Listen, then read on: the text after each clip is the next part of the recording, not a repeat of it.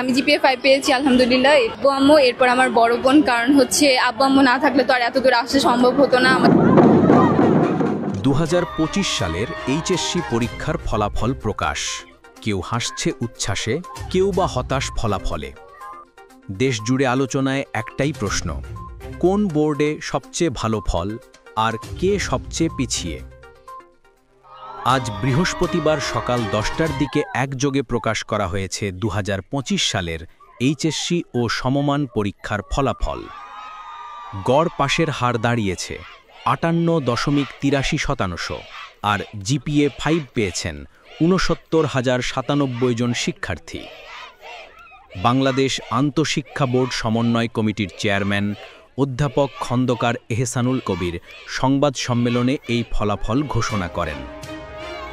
ফলাফলের তুলনামূলক চিত্রে দেখা যাচ্ছে 9টি সাধারণ শিক্ষা বোর্ডের মধ্যে সর্বোচ্চ পাশের হার ঢাকা শিক্ষা বোর্ডে, যেখানে পাশের হার 64.62%। অন্যদিকে সবচেয়ে কম পাশের হার কুমিল্লা শিক্ষা বোর্ডে, যেখানে পাশের হার মাত্র 48.86%।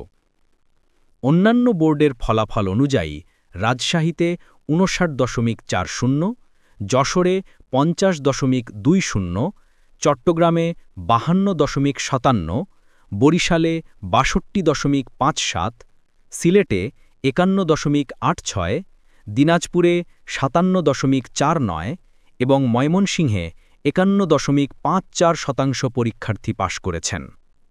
এখন শিক্ষার্থীরা তাদের ফলাফল জানতে পারছেন নিজ নিজ বোর্ডের ওয়েবসাইট, শিক্ষা প্রতিষ্ঠান, পরীক্ষা কেন্দ্র এবং এসএমএসের মাধ্যমে।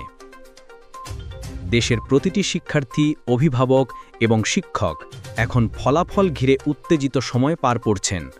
আরও বিশ্লেষণ, প্রতিক্রিয়া ও পরিসংখ্যান জানতে চোখ রাখুন জিবিসি বাংলা নিউজে।